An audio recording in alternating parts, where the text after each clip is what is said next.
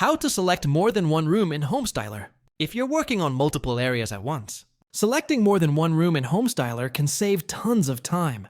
In 2D mode, hold down the Shift key while clicking each room one by one. This lets you group select rooms and apply changes across them, like floor material, ceiling height, or wall color. Alternatively, you can use the selection box. Click and drag your cursor over the rooms you want to highlight. Once selected, shared properties will appear in the right panel.